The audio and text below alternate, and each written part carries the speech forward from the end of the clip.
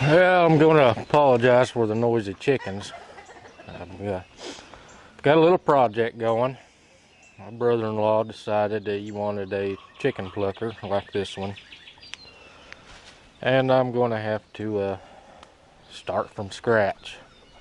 Now, this stand that I built mine on was an old cement mixer stand, so I didn't have to do much work on it other than I cut it here and made it narrower.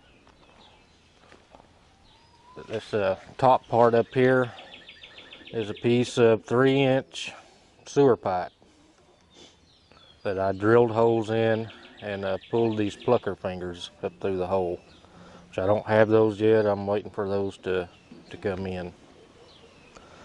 I just put some PVC caps on the end, drilled a hole through the middle of it for this shaft to go through. This is a 3/4 inch diameter, outside diameter shaft that goes through this pillow block bearing, which it has a 3/4 inch diameter hole in the center. It has some set screws in it to lock onto that shaft. Then I didn't glue these caps, I just put some self-tapping screws in it to hold it on, in case I needed to pull it apart and replace these fingers. This end down here is the same way, only this end I put a 3/4 inch PVC male adapter on it.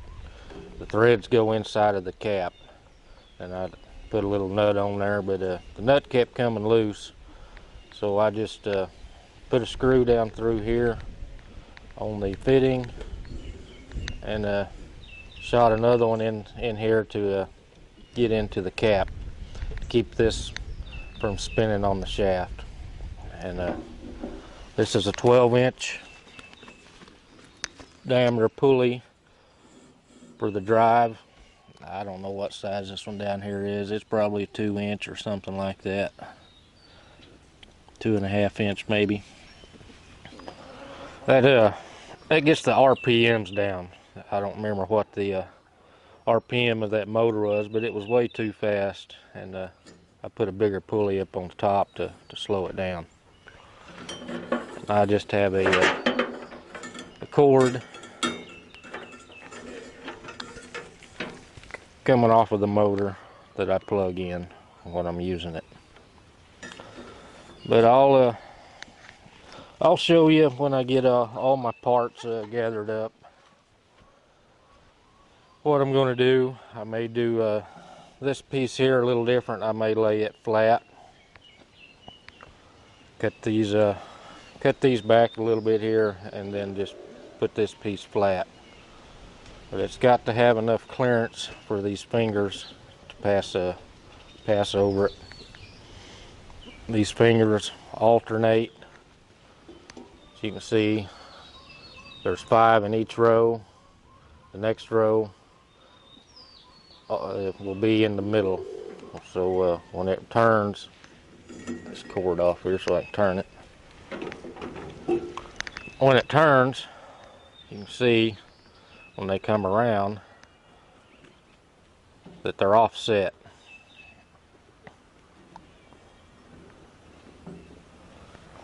And if it's not exactly centered in that cap, it's not a big deal breaker. But these bearings are greasable. This thing has sat out in the weather for years. This piece of aluminum flashing I put on here, as this turns and pulls them feathers off the chicken, it throws them against this instead of back on you. And this is the way it revolves it with this motor that's on it.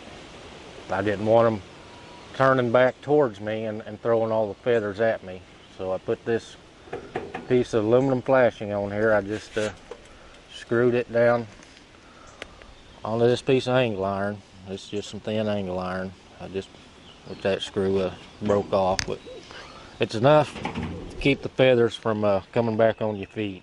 And it will build up on here, and you can just wipe them off as you're working. So it's nothing complicated. It was just a motor that I had laying around.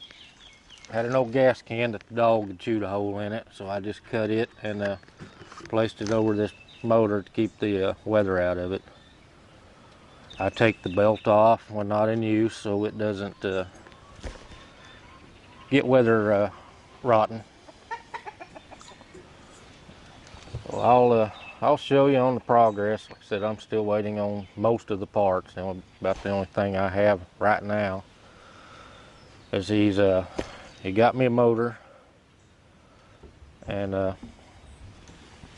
I've got some angle iron, and I've got the PVC, which I can start drilling the holes in it. I just have to wait for the plucker fingers, and I just ordered them off eBay. See, they're pretty durable. This has been sitting out in the sun, freezing temperatures for years. I did have it covered up at one time, but the wasp got to build a nest under it.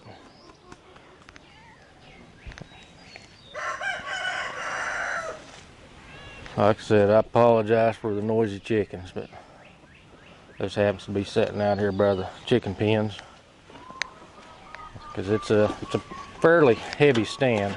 It's not something you want to pick up and carry around